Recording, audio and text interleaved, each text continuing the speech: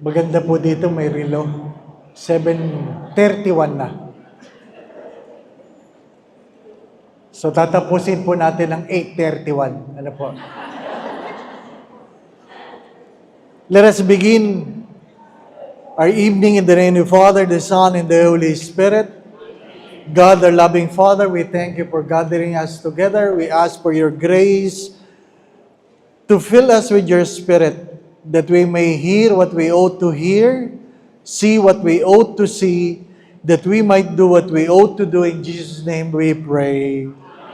Hail Mary, full of grace, the Lord is with you. Blessed are you among women, and blessed is the fruit of thy womb, Jesus.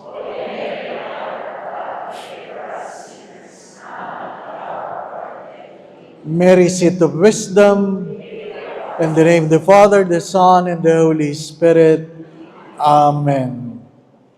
Nasabi ni Father Ernie, he is one of my students, and honestly, I was admiring him, and perhaps I'm thanking God that many of my students are more blessed than me. Malalaki ang kanilang parokya, mayayaman, ano po?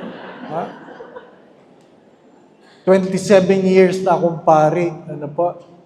Hindi pa ako nagkakaritong parokya, ano po? Anyway, anong topic daw? Basta let. Ang hirap na po. Basta let. Okay.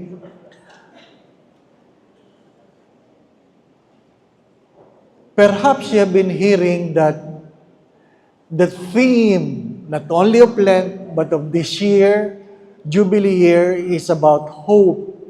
Hope that do not disappoint. Hope that do not disappoint. Si Father Ernie, nagkwento siya, kagagaling lang niya sa probinsya, kasi yung tita niya na-stroke. Ano po? At sa Lunes, babalik uli siya kasi mukhang hindi magandang kalalagayan ng kanyang tita. Ano po? Nag-birthday lang kamakailan. Ang tanong ko, baka masayang-masaya sa birthday, kaya na-stroke, ano po? Pero ang naalala ko po, ang kwento ng mga kaibigang inchik, sabi nila, pag kayo daw ay above 70, wag na kayo magpa-party. Opo. Pag above 70, kasi sabi sa aklat ng mga awit, life is only 70, 80 for those who are strong. Ano po? Kaya pag kayo 70, wag na daw nagpa-party, kasi pag nag-party kayo, madidinig daw ng mga anghel sa langit. Sabi, ano na namang ingay yan? Ano na namang ingay yan? At makikita kayo, nagpa-party kayo, 87 na. Sabi, buhay pa pala yan. Kunin na natin yan. Kaya tahimik na lang, tahimik. Ano po? What are we hoping for? What are your hopes? What are your hopes? And the Holy Father said, our hope is not what the world is promising to us. Our hope is about the God who never lies. We put our hope in God who never lies. You can never hope of not dying because our God died. Hindi mo pwede pagdasal, wag ako mamamatay. Dahil ang Diyos ay namatay. Di po ba? Pero kailangang maintindihan ninyo na kapag kayo ay 34 years old and above, you have lived longer than Jesus. If you are 34 years old and above, you have lived longer than Jesus. So, do not complain. Do not complain. Ano po? You have enjoyed life more than God. Minsan nagmimisa ako sa Greenbelt, maliit lang po ang simbahan, paikot, meron pong matandang dumating late sa misa. Late. Late na, ang bagal pa. Late na, nag-homily na ako, nandiyan siya sa harap. Ano po? Tinitingnan niya yung mga nakaupo sa harap, hari nawa, umalis sila para siya makaupo. Ano po? Pero late na si nanay. Walang umalis.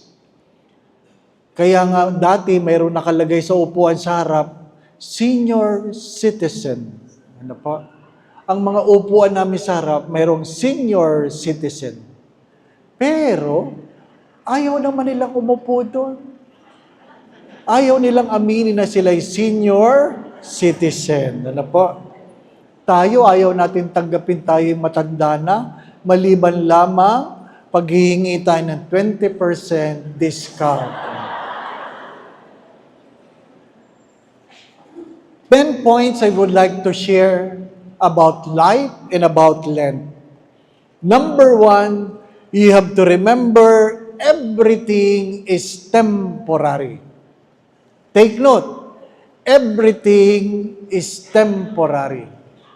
You are in power, that is temporary. You are young, that is temporary. You are a manager of a company, that is temporary. Everything is temporary. So, do not be complacent. Never boast. Never entertain the thought that you will be where you are forever. Ano po? What's the beauty about being temporary? If you have problems, it will be temporary. If you have enemies, it will be temporary. Kaya huwag kayong masisira ang loob dahil may mga taong hindi nyo makasundo. Mamamatay din yan. Ano po? Huwag kayong mag-alala, matatapos din yan. Kung hindi sila, ikaw. Lahat ay lilipas. Lahat ay lilipas. So, do not be over-concerned about things because it is temporary. Kaya nga sabi ko doon sa matanda, pagkatapos ng misa, kasi sabi niya, Father, I'm sorry. I know I have disturbed you. I have distracted you during your homily. Ay, syempre, pagagalitan mo pa ba naman yun? Matanda na, di po ba, no? Ay, kaya lang nangatuwiran pa. Ang mahirap, nagkamali na tayo, nangangatuwiran pa tayo, di po ba, no? Kaya lalong nakakainis. Nagtimpi na nga ako, nangatuwiran pa. Kasi, Father, pag matanda na, mabagal na. Malabo ng mata, kaya gusto ko sa harap. Bingi na ako, kaya gusto ko sa harap. Gusto ko kayong makita, gusto ko kayong marinig. Ano? Ang dami ng masakit sa katawan ko, Father, kaya mabagal ako. Ang dami ko ng gamot. Ang daming litanya. Sabi ko, Nanay, naintindihan ko kayo. Huwag na kayo magreklamo. Ilang taon na ho ba kayo? 86 na ako, Father. 86 na pala kayo. Reklamo pa kayo ng reklamo. Dapat nga, patay na kayo eh.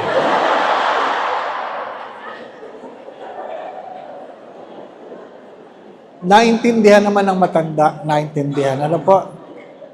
Pero nagulat ako,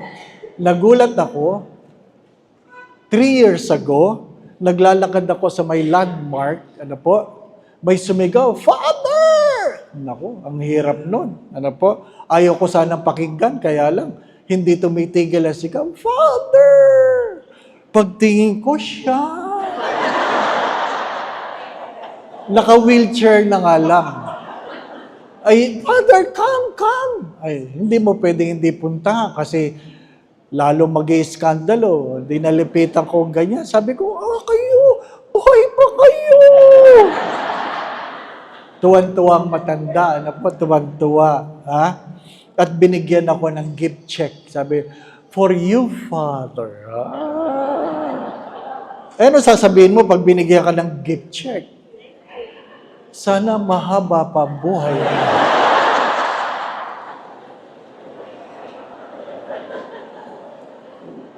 tuwan-tuwa. Ano po? Kaya kami sa Greenbelt, sinasabi ko sa matatanda, ang target namin sa Greenbelt ay 101.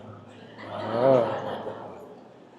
Second, I learned this from my father.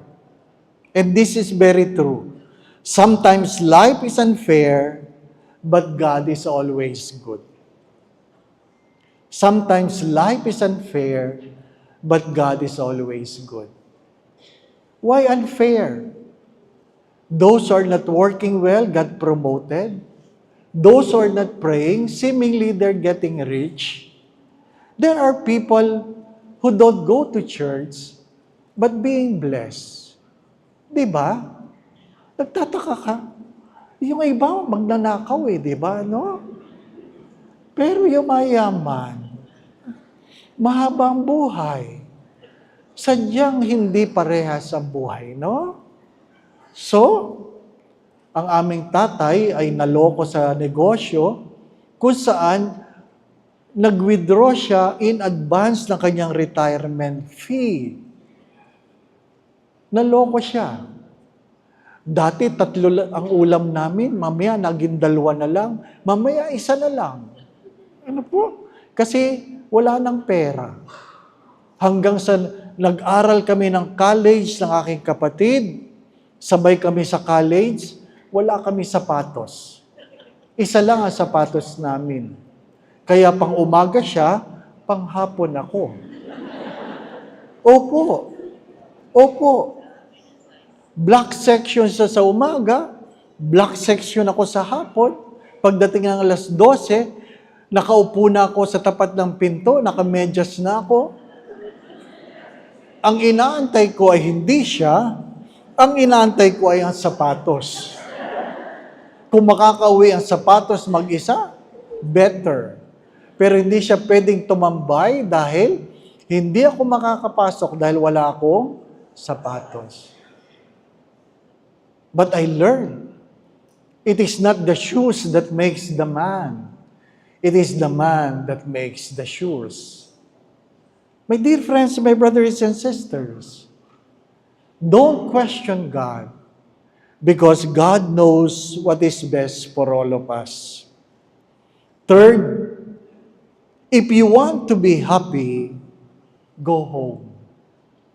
This is from Mother Teresa of Calcutta. If you want to be happy, go home. Because family matters more than friends.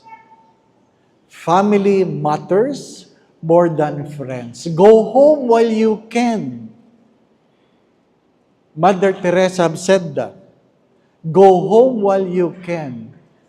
It is not because your house will be gone someday, but someday, your parents will not be there anymore. Your husband, your wife will not be there anymore. Your siblings will not be there anymore. The reason for going home will not be there anymore. So, go home. We don't have the luxury of time. As I've said, everything is temporary. We don't like our families because they are not perfect. Well, you cannot choose your parents, and parents cannot choose their children because family is a gift that only God can understand. My dear friends, my brothers and sisters, what are your hopes in the resurrection? Simply given a new life? What is your hope? Every time I preach about the resurrection, I don't simply preach about being born again, having new spirit, having a new life. My hope with regard to the resurrection is someday I will see my Father again. We lost our father 14 years ago, and up to now, my mother is looking for him. Hindi pa niya matanggap na wala na ang tatay namin. 3 beses na namin dinala yan sa sementeryo. Pinapakita ang pansyon. Ito si Papa, ay, patayin na nga. Kailan pa? Yan ang date. Ay. Pag-uwi sa bahay, nasaan ang Papa mo? Sadyang may mga bagay na ayaw tanggapin. Pero, magkikita-kita rin tayo. Hari nawa, hindi sa mainit na lugar, no? Hari nawa, sa malamig na lugar. Palagi ko itong kinukwento dahil minsan nag-away ang magkapatid dahil sa kapirasong lupa at kinuha pa si Father na mamagitan sa kanila. Sa dulo ng table ang isa, sa dulo ng table ang isa, magsasalita, sasagot, magsasalita, sasagot, para ako nanonood ng pingpong. Walang tigil, simula alas 4, alas 5, dumating ang mga misis, lalong gumulo. Ano po? Alas 6, gutom na ako. Wala man lamang cookies na binigay. Nagugutom din ang mga pari. 3 tasang kape lang ang pinainom sa akin. Nanginginig na ako. Pero tuloy pa rin sila. At habang nag-aayos sa lamesa, ang laman na aking isip, ano kaya ang hapunan ngayon? At least may konsuelo, di ba? Ano? Naghahanda na ng hapunan. Pero talagang gutom na ako. Tinanong ko, sabi ko, pwede po ba ako sumingit? Ano po yun, Father? Kanina pa kayo nagbabalitaktakan dyan sa lupa na kung saan ang aking tanong ay, madadala niyo ba yan sa impyerno?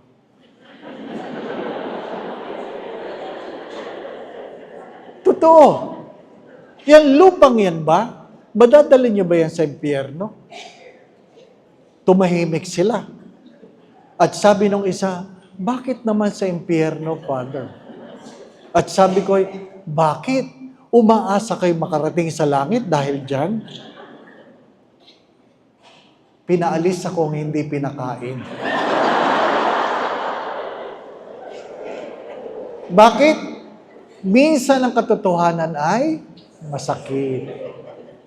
Masakit. Masakit. Mga minamahal na mga kapatid, meron kami mga benefactor sa seminaryo na kung saan, dahil ang reading kaninang umaga ay tungkol sa prodigal son, na hinihingi na ng anak ang kanyang pamana, di po ba? No? Buhay pa. At minsan sinabi ko sa mga benefactors namin, kayo habang buhay pa. Kung meron kayo ipapamana, ipamana nyo na. Para alam nyo kung ano ugali ng inyong mga anak. True enough, pinamana nila, 2 sa kanila, dinidemanda o dinemanda ng sarili mga anak. Minsan nakasalubong ko ang isa sa Rockwell, sabi niya, kasalanan mo, Father. Sabi ko, at least nalaman ninyo kung ano ugali ng inyong mga anak. Di po ba, anak? Mahirap yung anak mo, mahal ka lang dahil meron kang ipapamana. Kaya swerte ang mahihirap, walang ipapamana, maliban sa diabetes, hypertension. Di po ba, ano? Mag-agawan kayo sa diabetes, meron po ba? Wala naman nag-aagawan sa gout. Wala. Diba? Pero meron ba mga magulang na nagrireklamo na meron silang 5 anak? Meron po ba? Ang mga anak nag-aaway sa pamana. Pero may nakita ba kayo mga anak na nag-aaway para gusto nila na sa kanila titira ang kanilang matandang magulang? Hello? Meron ba kayong alam na mga anak na nag-away dahil gusto nila, sa amin titira si mama, sa amin. Sa amin titira si papa. Meron bang ganon? Yan ang malungkot na kwento, di po ba? Ano? At minsan nagbibigay ang anak hindi dahil nagmamahal, kundi dahil gusto nilang umalis ang kanilang mga magulang. Ano sabi? Bigyan mo na yan para umalis. Di po ba, ano? O, ayan na naman si mama. Bigyan mo na agad para umalis. My dear friends, my brothers and sisters, that is the sad reality. That's why the only law with the promise is what? Honor your mother and father, and so by doing, you will live long. Honor your mother and father. By so doing, you will live long. Ang sino mang nagmamahal sa kanyang ina ay parang nag-iimpok na sa kanyang kinabukasan. Walang sino mang anak na naghihirap o maghihirap dahil nagpakita ng pagmamahal sa kanyang ina. At sino mang nagmamahal sa kanyang ama ay parang nagbabayad na sa kanyang mga pagkakautang. Ang ibig sabihin ay nagbabayad na para sa kanyang mga kasalanan. That's the only law with a promise. That's why if you want to be happy, go home. Go home. You will never have a perfect family. But that is the family that God has given you, hoping you will see them again in heaven. Pero Father, makikilala ko ba ang aking magulang? Makikilala ko ba ang aking asawa? Kasi ngayon, kalbo siya. Sa langit ba magkakaroon siya ng buhok? Alam ko puti na ang buhok niya ngayon. Sa langit ba itim na uli? Paano kung pilay siya? Well, the eyes may not recognize it as the disciples failed to recognize Jesus in the road to Emmaus. But we are not spirits. Hindi tayo espiritu pag tayo muling nabuhay. Kaya nga sabi ni Jesus, hipuin mo ako. Bigyan mo ako ng kinakain mo, sapagkat ang multo ay walang buto at laman. Kaya pag nagkita-kita tayo, tao pa rin. Pero paano ko malalaman, Father? Ang sagot doon ay, kung ano ang silakbo ng kalooban, yan ang magsasabing siya yan. Di po ba? Ang palagi kong kwento dyan, yung aming kapatid, aming kabatch na pari, na kung saan pinaampon siya ng kanyang mga magulang at nang siya'y oordinahan na, ang gusto niyang malaman ay bakit ako pinamigay ng aking mga magulang. Gusto ko malaman at gusto ko makita sila para malaman ko kung bakit. Nagtanong-tanong siya, umuwi siya sa Bicol, may nakapagsabi ng kanyang ina ay nasa isang isla at pinuntahan niya. Pinuntahan niya. At nakita niya sa isang maliit na kubo, mayroong isang matandang nagluluto ng kanin. Siya ay lumapit at tinawag siya ng matanda at sabi, pasok ka, upo ka, kain ka. Binigyan siya ng kanin at bagoong. Ramdam niya, nanay niya yon. Pero hindi siya makapagtanong. Siguro alam din ng nanay, anak niya ito. Bago siya makapagtanong, nagsabi ang matanda, narito ka ba para malaman kung bakit kita pinamigay? Sigurado na siya na nanay niya yon. Kaya sabi niya, habang kinakain ko ang bagoong, naghahalo ang alat ng bagoong at alat ng luha. Ang tawag natin doon ay silakbo ng damdamin. Nawala ang gulong ng aking sasakyan. Sabi ng driver, Father, wala na yung spare tire. Nasa ilalim. Wala na po. Nung sinilip ko, wala na nga. So, tumawag ako sa Banawi. Mga kaibigan ko, may alam ba kayo dyan na nagbebenta ng second hand na gulong na ganito? Sabi niya, magtatanong ako, Father. After 1 hour, tumawag siya. Sabi, meron ako nakita, Father. I-deliver daw. Magkano yan? Ganito po, Father. Dadalhin sa seminaryo? Opo, Father. After 1 hour again, may dumating, may dalang gulong. Nang ibinaba ang gulong, may silakbo ng damdamin.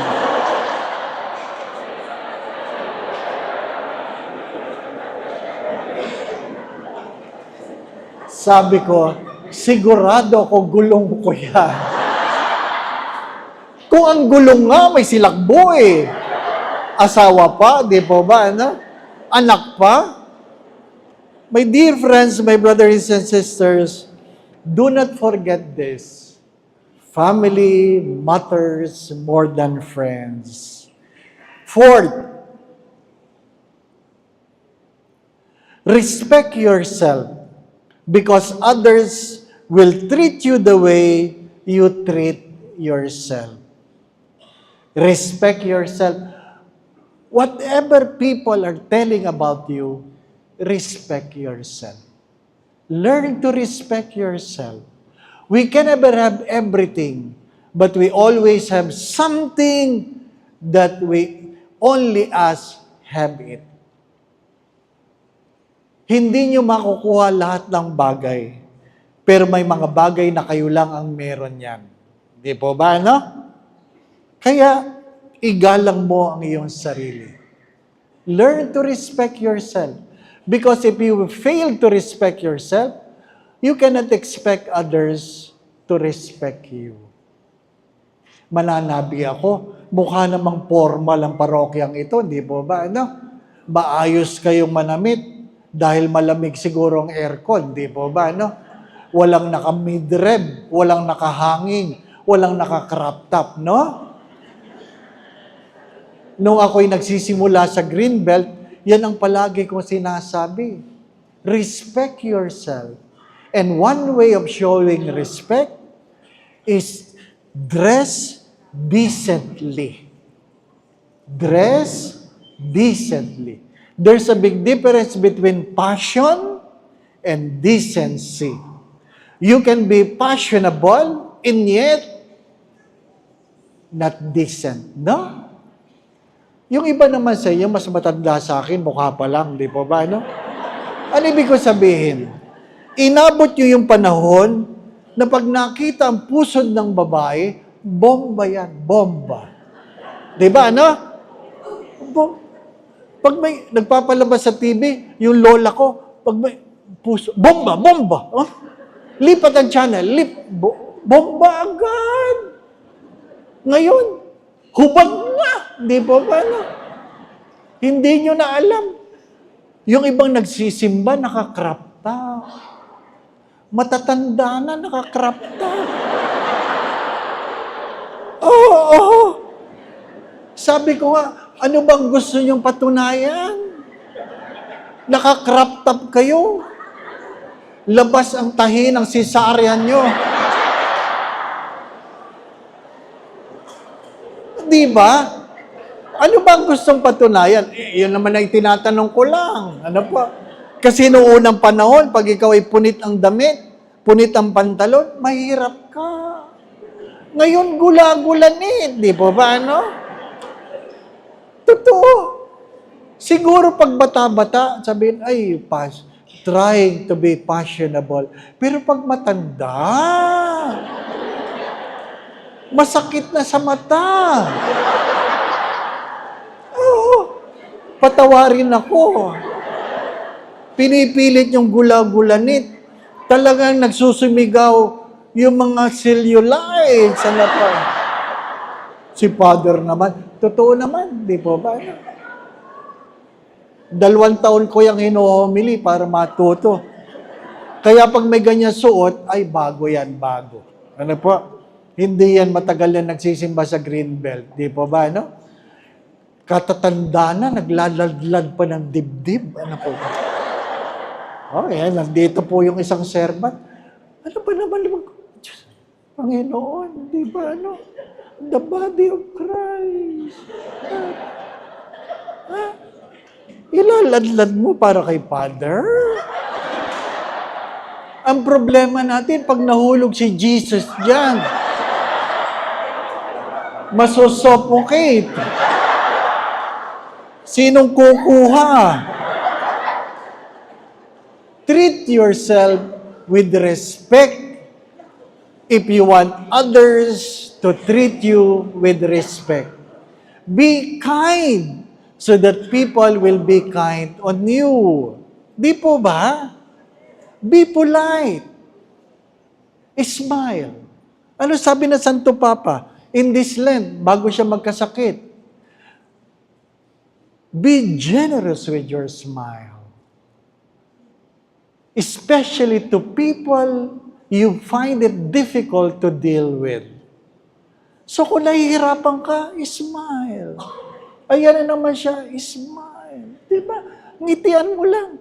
Matatapos din yan, smile. Diba? Yung asawang iyak ng iyak, umpisal.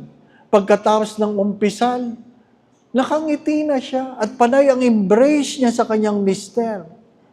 Embrace ng embrace. Si mister nagtataka. Bakit? Ano nangyari sa kumpisalan? Kasi sabi ni Father, if I want to be happy, embrace my mistake.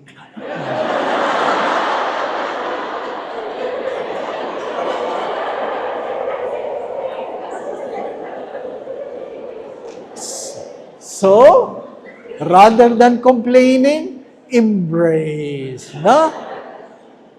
And let your wife embrace you, my dear husband. And my dear husband, embrace your wife. Diba? Smile. Smile. Diba, no? So you smile to people you find it difficult. But be careful. Why? If people are smiling at you most of the time, you might be the difficult one. Diba? Pag maraming nakangiti sa'yo, baka ikaw yung mahirap pakisamahan. Ano po? Mag-iingat ka. Peep. Peep. I learned this from my father again. Beneath anger, there is always fear. Beneath anger, there is always fear. Pag galit, may kinakatakutan. When I entered the seminary, my father got angry. He got sick. He denied me 4 years. Hindi niya ako kinilala ng 4 na taon. He was angry. The first semester, his anger leads him to sickness. I have to go home, drive from Manila to Quezon, and finding our father already in critical stage. Naka-oxygen. Nahihirapan ng huminga. Bumabagsak na ang BP. Tinuturo ka na ng pambataas ng BP.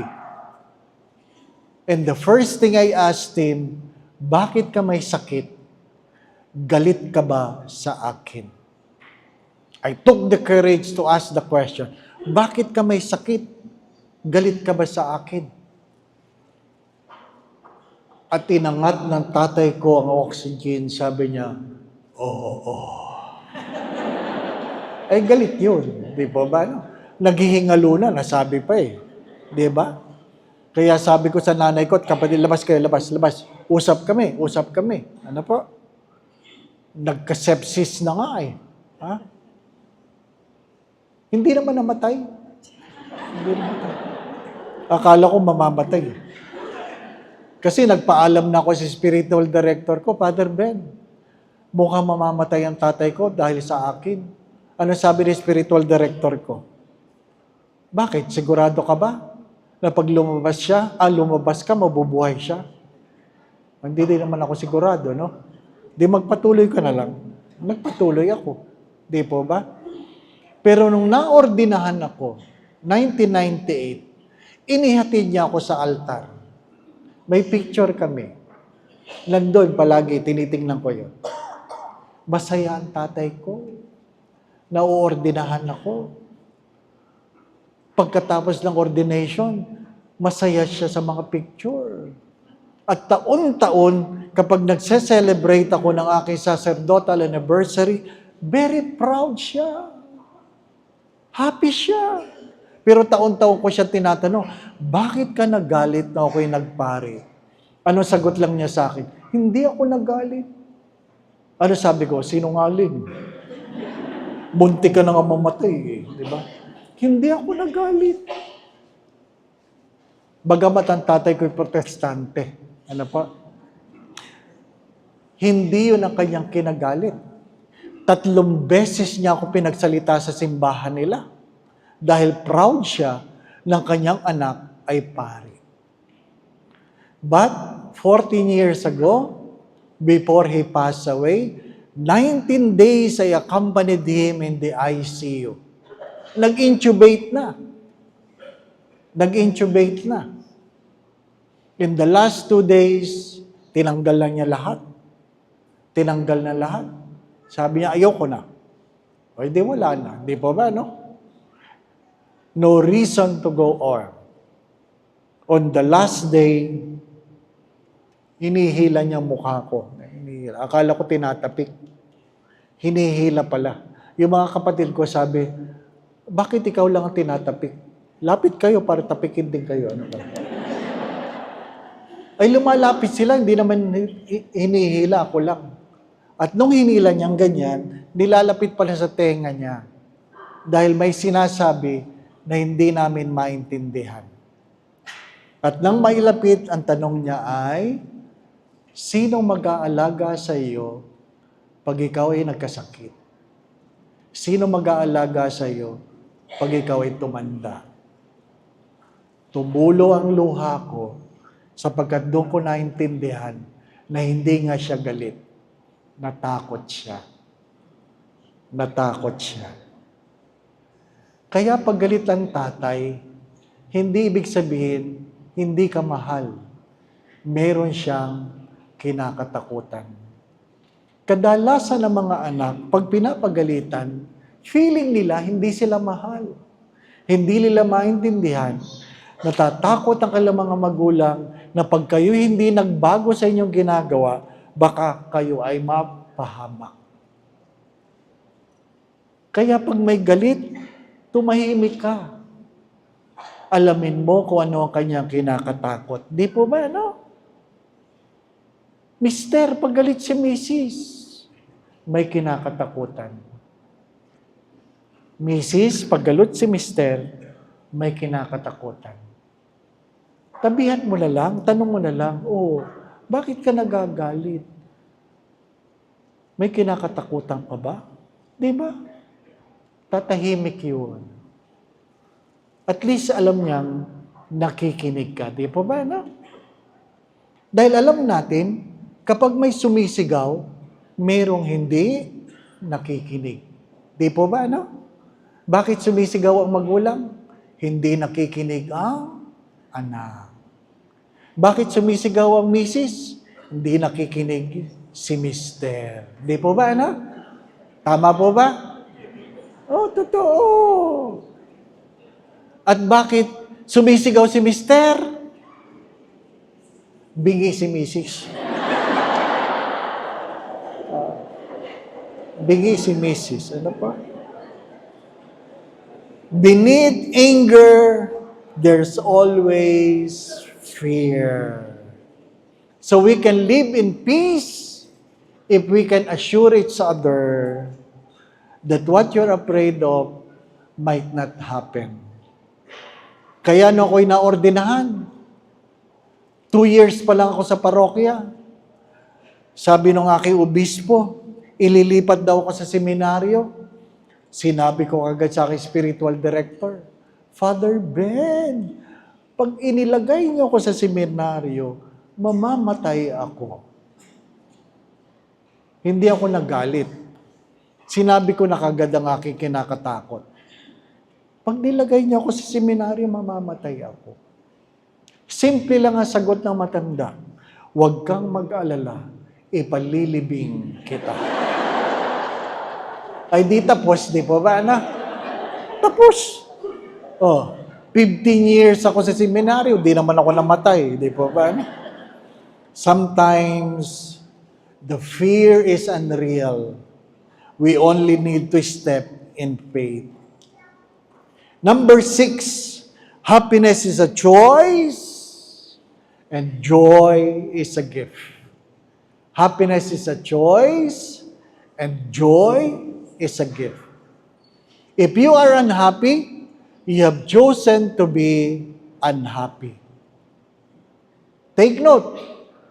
If you are unhappy, it is because you have chosen to be unhappy. Never give anyone the permission to make you unhappy. Never give anyone the permission to make your life miserable. Pero Father, yung mother-in-law ko, di ba? Well, ano problema? Di ba? If you give her the power to make you miserable, then it was your choice. Di po ba, no? Kayo na ba mga obispo? Ang lakas ng loob niyo magsalita tungkol sa mother-in-law. Wala naman kasi kayong mother-in-law. Di po ba, ano? Ay, syempre, di kami nag-asawa eh. Nag-asawa kayo eh. Pero wala kaming mother-in-law. Meron kaming obispo.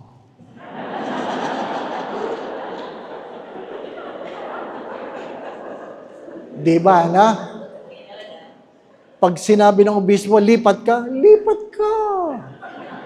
Ayaw mo dyan, diyan ka. Di ba, no? The late Cardinal Sin, wala yung warning, tatawagan ka na lang nun. Magre-ring na lang ang telepono, sabi niya, Father Dave, how are you? Di ba? By the way, you are now the new parish priest of so-and-so. Oh, thank you for accepting. Wala yung tanong-tanong, ano ka? Bakit? Lumuhod ka sa harapan. Do you promise obedience to me and to my successor? Upo. Di ba? Ano? Ganun yun. Walang tanong-tanong. Yung isang pari, sabi niya, okay, Your Eminence, but can I pray about it? Style. Can I pray about it? Sabi ng cardinal, oh, that's good, you pray about it. But you transfer, ha? You transfer. Happiness is a choice, joy is a gift. And take note that happiness entails 80% purpose, 20% fun. 80% purpose, 20% fun. Ano ibig sabihin yan? This is true. People without purpose distract themselves with what? Pleasure. People without purpose distract themselves with pleasure. Baka sobra kayo kanin Netflix, YouTube, o kaya naman kape kayo ng kape kung saan. Ibig sabihin yon, hindi nyo alam kung ano ang dahilan kung bakit kayo nabubuhay. Di po ba? No? Yung mga kabataan, sorry ha, kape ng kape. Hindi pa bukas ang Starbucks, nasa labas na. Magsasara ng Starbucks, nandun pa sila. Ang unang tanong ko ay, stockholder ba sila dyan? At dahil pag may dala kang laptop, hindi ka pinapalabas, kahit games ang laman ng laptop, nandun lang sila. Without knowing their purpose, no? Ang tanong ng ina ay, kailan ka uuwi, anak? Busy po ako, busy. Di po ba, ano?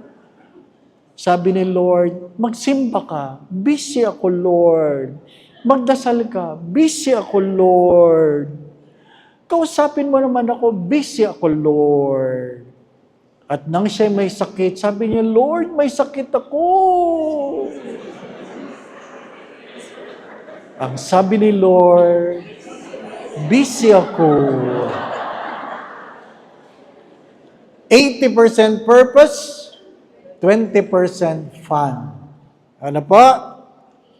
Don't take life too seriously. Don't take life too seriously. Ha?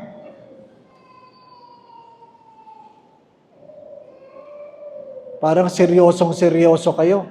Hindi naman kayo siniseryoso. Di po ba? Ano? Don't take life seriously.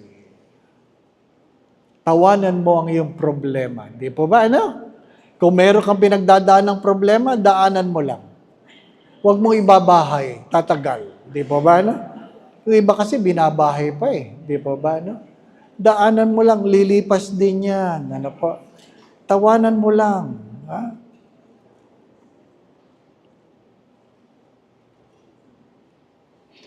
Nine. 8:17. Malapit na. Di ba? Naka-oras na.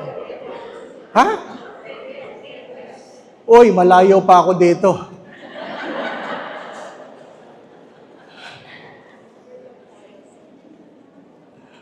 Nine. Ano po? The biggest risk is not taking any risk. The biggest risk is not taking any risk. Not to make a choice is a choice by itself. Ano sabi ni Bob Dylan? If you have not committed mistakes, you have failed to grow.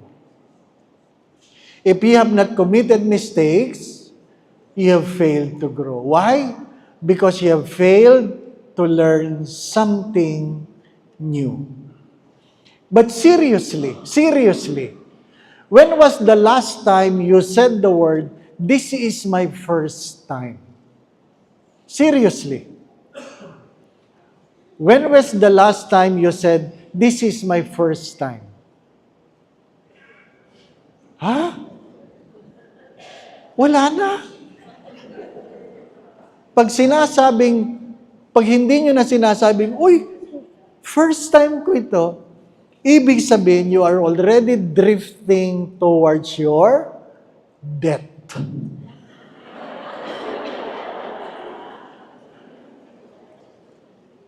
You are already living a complacent life. Too comfortable. You don't want to take risks anymore. Huwag kayong matakot. Di ba? Father, ang tangkad mo, nagbabasketball ka ba? I used to. Ano nangyari nung di na kayo nagbabasketball? Badminton. Ay, nagbabadminton ka pa? I used to. Wala na, di ko na kaya eh. Pagkatapos maglaro, di ka na makatulog kasi ang sakit ng tuhod mo. Ay, ano na lang gawa mo, Father? Chess. O, di ba chess? Ay, nagche-chess ka pa? I used to. Eh, wala na akong kalaro eh. Di ba ba? Sa seminaryo, palagi may kalaro. Sa parokya, wala kang kalaro. Hindi ko naman pwedeng kalaro yung aso ko. Di ba ba? May aso ako, English Bulldog. Ano po? 27 kilos. Mas mabigat sa kalahating sako. Ano po? 2 lang ang gawain yun.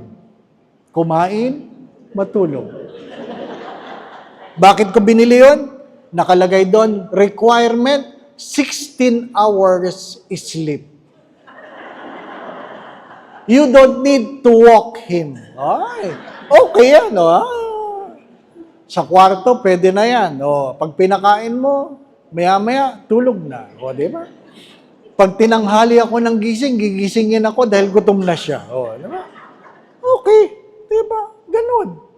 Wala akong makausap, siya kausap ko. Di ba? Nakikinig naman ako, ganun. Parang naintindihan niya ako, di ba? Hindi masamang kausapin ng aso. I talk to my dog. Hindi masama yun. Ang masama, pag sumagot. Yan ang mahirap pag sumagot. Ano pa? Pero palagi ko yung kinukwento. 4 years na ang aking English Bulldog. Bakit love na love ko yan? Twice ako nag-hypo. Ano po, ginising niya ako. Pag-check ko ng aking sugar, 60. Going down. Second time akong ginising, ganun din. 60. Ano po? Ano sabi ng doktor? Mabuti ginising ka, Father. Ang kasunod niyan, coma. Di po ba, ano? Mabuti pang hyper kaysa hypo. O, di ba? Yung mga member ng media diyan, classmate ko, mediabetes, ano po? Take the risk. Don't be too secure. In September 17, 2022, I had a stroke. Pagkatapos ng magandang blood test, ano po, nagmisa sa umaga, nagkasal ng alas 3, alas 5, nag-drive papunta sa Mega Mall dahil may ate ng birthday. Pagdating ng 5:15, stroke. Completely paralyzed. Dinala ko sa isang hospital, tines, normal ang BP, normal ang sugar, kaya lang paralyzed. Nangingitim ng kuko. Nagpalipat ako na ibang hospital kasi hindi ako inatupag, parang inaantay na lang kung mamatay sa hospital na yon. Ano po? Mabuti na lang, kilala ko yung head ng health committee ng Archdiocese of Manila. Sabi ko, pakilipat ako sa Cardinal Santos. Na-stroke ako ng 5:15, nakarating ako sa Cardinal Santos ng 10:30. Pagpasok ko sa emergency room, the first thing I heard from the doctor who have been waiting for me, sabi niya, kausap niya ang kaibigan kong doktor, sabi niya, Father Dave might not make it. Sabi ko, ano itsura ng might not make it? How I wish I can see myself. But I cannot move anything. Even my fingers. I have my rosary, but I cannot move even the single beads. The only prayer I was praying was, stay with me, Lord. Dali-dali sila. Turok. Alam ko, may tinuturok. Kuha ng dugo. Mamaya-maya, nilipat ako. MRI. Pinapasok na ako sa machine. Sabi ng isang doktor, Father, huwag kang gagalaw, ha?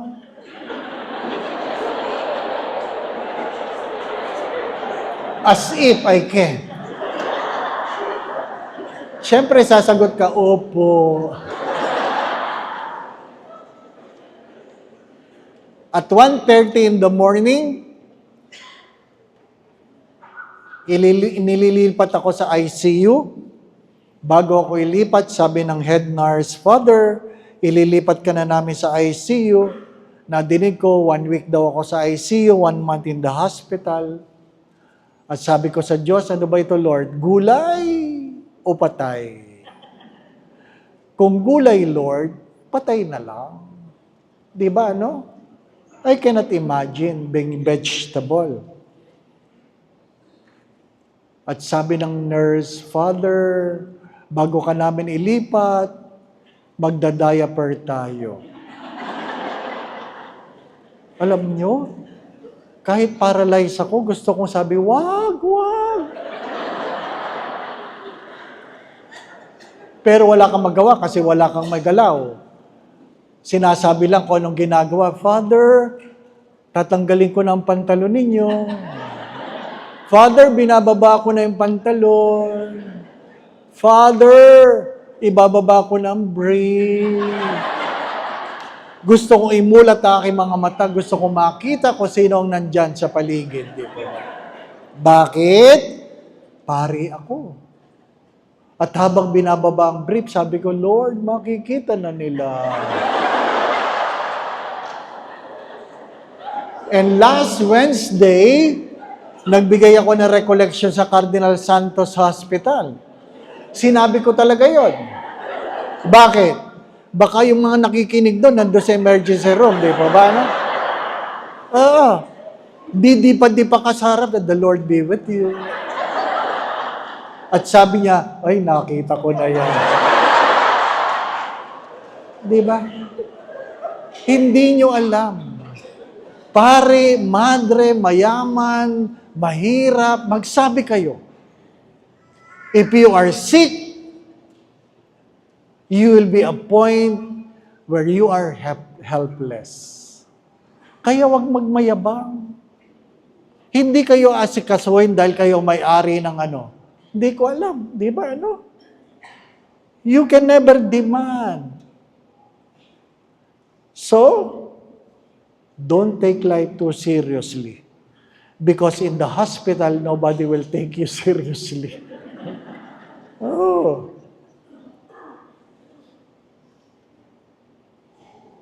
8:27.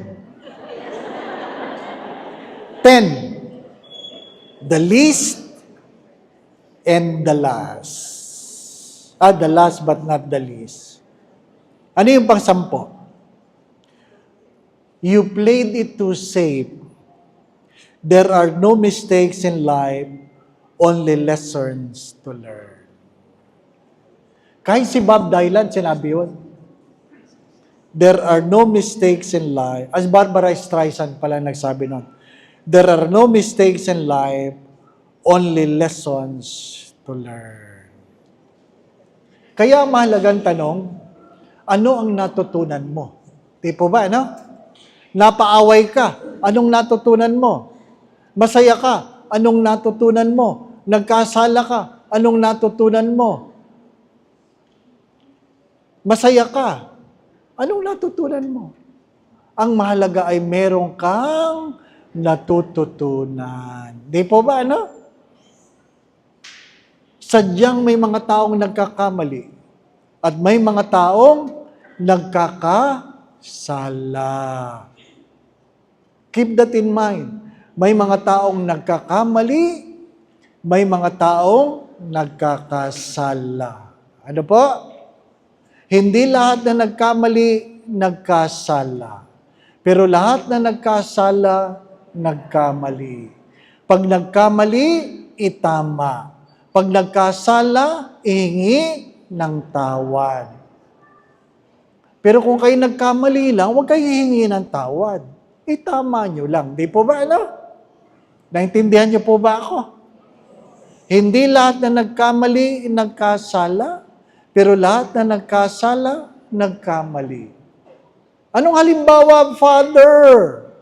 Nagtimpla ka ng kape, nagpunta ka sa dispenser, nilagyan mo ng tubig, ayaw mahalo, dahil malamig ang nailagay mo. Di po ba, ano? May tawag doon.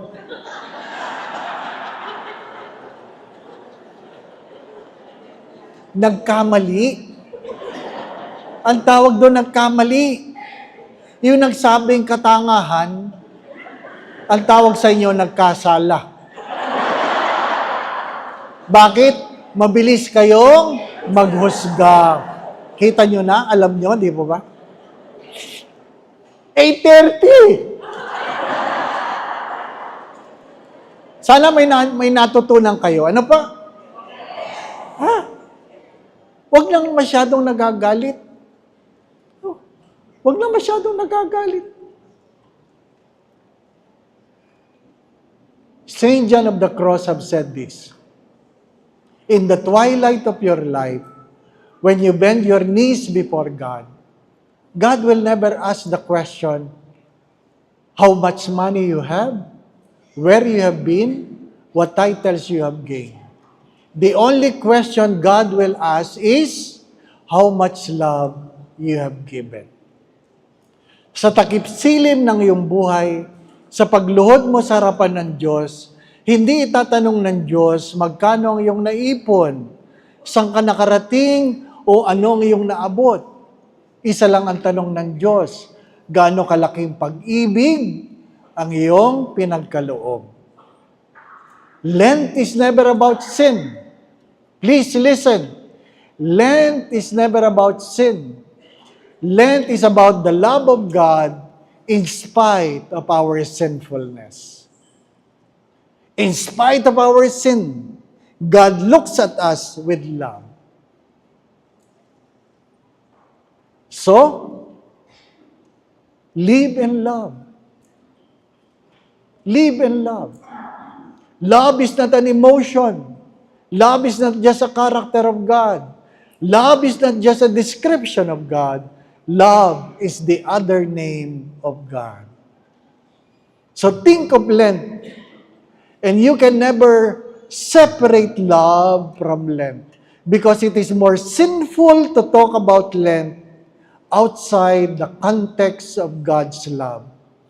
Take note, it is more sinful to talk about Lent outside the context of God's love. Learn to love. And Pope Francis have said this, any act of love that doesn't hurt is not true. Any act of love that doesn't hurt is not true. Ang lumang kasabihan, kung hindi ka pa nasasaktan, baka hindi ka pa nagmamahal. Kung hindi ka pa nasasaktan, baka hindi ka pa nagmamahal. You have been staying on your own comfort zone and you have failed to extend your hands to be taken by someone who might not give it back to you in return. Kaya nga paulit-ulit ko yung sinasabi, pwede kang magbigay ng walang pagmamahal, pero hindi ka pwedeng magmahal nang hindi ka marunong magbigay. Pwede ka magtiis ng walang pagmamahal, pero hindi ka pwedeng magmahal na hindi ka marunong magtiis. Pwede kang maglingkod ng walang pagmamahal, pero hindi ka pwedeng magmahal na hindi ka marunong maglingkod. Pwede kang magsimba ng walang pagmamahal, pero hindi ka pwedeng magmahal na hindi ka marunong magsimba. Mga minamahal na mga kapatid, maiksi lang ang buhay, and whether you like it or not, our life will end in a time we don't expect. Yung aking yumawang spiritual director, palagi ko itong kinukwento, dahil minsan wala siya sa almusal, sinundo ko siya, pinasundo siya sa akin, dahil palagi ako nagdadrive para sa kanya. At nang kinato ko siya sa kwarto, pagbukas, bihis na bihis ang matanda. Naka-Roman collar, naka-black suit, naka-pantalon, naka-medyas. Kaya ako nagulat. Baka ako may kasalanan. Baka nakalimutan ko na may lakad kami. Kaya tinanong ko siya, may lakad ba tayo? Wala. Bakit ka bihis na bihis? Ano sabi niya? Kasi kagabi, nahihirapan na akong huminga. Ay ano ngayon? Nagbihis na ako.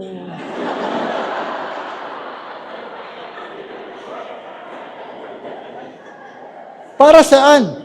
Para pag nakita niyo ako ngayong umaga, disente ako. Di ba, ano? Maganda din yun. Kaya ang aking habilin sa gabing ito, magbihis kayo. Magbihis kayo. Pwede na yan, kuya. Yeah, pwede na yan. Pwede na yan. Ano po? Practice lang naman, practice. Who knows? Who knows? Di ba, ano? Grabe ka makatawa, ate. Ano pa? Who knows? Kaya pag bihis kang ganyan, di ba, bago ka matulog, halikan mo ang asawa mo at sabihin mong, huwag mong kakalimutan, mahal na mahal kita. Kung ako man may pagkukulang, patawarin mo ako. Kung ikaw ay anuman ang iyong pagkakamali, nilimot ko na. At sana'y huwag mong makakalimutan na hindi kita ipagpapalit kahit sino man. Sasabihin ng asawa mo, bakit? Feeling mo ba mamamatay ka na? At tingnan mo siya sa mata, punong-puno ng pag-ibig at sabihin mo, bakit ako?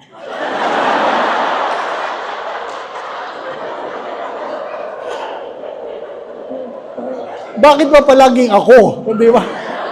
Ikaw naman, di ba ba? Life is short and death is certain. Keep this in mind. God do not fail. The Lord be with you. And may Almighty God bless you and your family, the Father, the Son, and the Holy Spirit. Magandang gabi po sa inyong lahat.